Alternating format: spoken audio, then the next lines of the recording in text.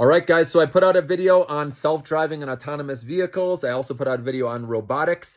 And again, there's excitement going into the CES, the Consumer Electronics Show next week in Vegas. So a lot of these have rallied.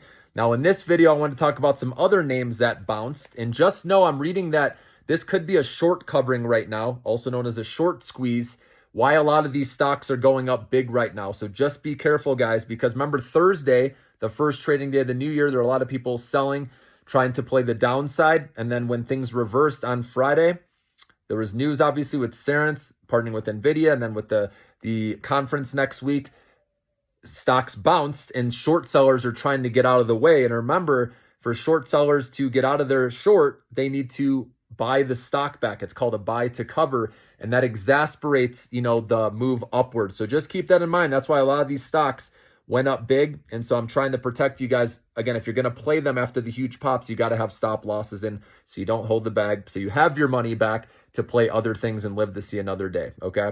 And I'd keep the position small, as you know. But some stocks that did well on Friday, Nvidia closed above 141. Remember, I was saying that level. So that was big. Obviously, this is probably because of the event next week, which, remember, they lead it all off on Monday night with a keynote speech by CEO and founder Jensen Huang, okay? And obviously, he's going to bring the excitement. He's not going to say anything badly. So I could see the stock continuing to go up. And remember, there's resistance right below 150. Nvidia has not closed over 150 yet. So hopefully this conference can get it back above that. You guys know I like Nvidia long. It's one to own, not trade, because they're in many different growing sectors, guys. Obviously, we know their AI with their GPUs, all that, having a new chip every year, but it's much more than that. Remember, it's also self-driving. It's also robotics. It's also quantum computing down the road. So it literally covers all the categories, and that's why you just want to own this and not trade it. So that was nice to see Nvidia going up above 141. It closed like 144. And then Tesla, some people think this one went up because of the Cybertruck news, getting a $7,500 tax credit.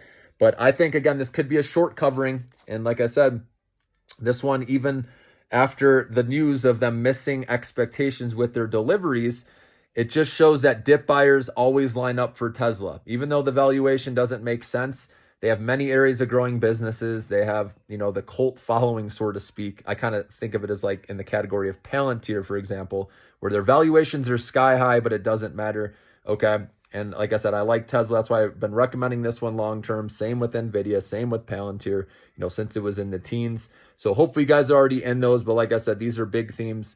These companies are leading the way. And like I said, we want to watch who they invest in and who they partner with, because those stocks will most likely go up big, right? So I'll alert you obviously on that. And then another one that did well, MicroStrategy, MSTR. I put that out as a trade idea as well. It literally, remember when it went up above 500, it filled the gap all the way back down into the upper 200s, and then it caught a bounce on Friday. So this could be one you could play the momentum back up. For me, it would just be a short-term trade, swing trade, trying to play as long as Bitcoin's going up. This one could go up nicely, and I would be trimming a little at a time as it goes up and raising my stop limit. So no matter what, I'd get a win. That's how I'd play it personally. And then I don't know if you caught the news about Argentina. They ended their deficit. So if you remember me talking about BBAR, this is a bank in Argentina a while back. This thing has just continued to go higher. Hopefully you can catch a dip. But if you're interested in Argentina, that's one you can look at, BBAR.